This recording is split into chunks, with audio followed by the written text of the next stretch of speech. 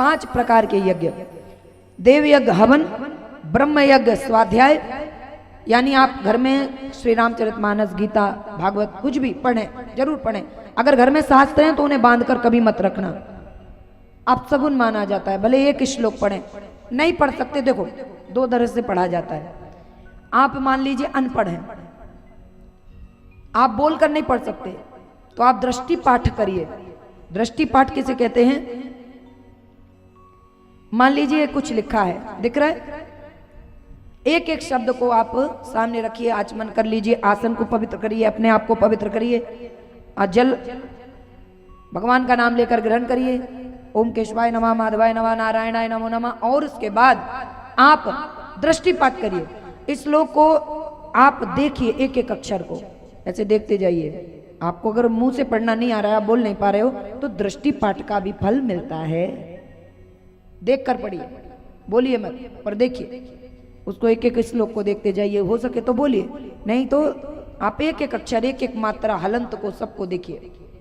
ये दृष्टि पाठ होता है। ऐसे भी आप पाठ कर सकते हैं। वैसे तो प्रयास करिए कि बोलिए, उनको सीखिए। शास्त्रों को पढ़ना हमारा कर्तव्य है, हमें पढ़ना ही चाहिए।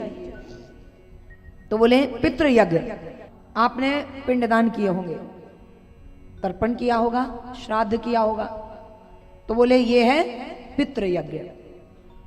क्या है ये? पितृ यज्ञ।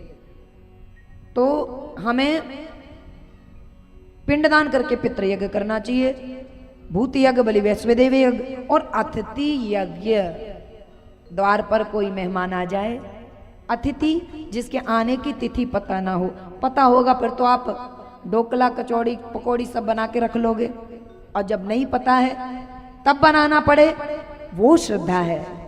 अचानक से कोई आ जाए, आप सो रही हैं, फिर आप भोजन बना के दें, ये बड़ी बात है। आपको पता था फिर आपने 56 भोग बना के रख दिए, वो बड़ी बात नहीं है। अचानक से आया, फिर आपने उसके लिए पकवान बनाए, ये है अतिथि यज्ञ।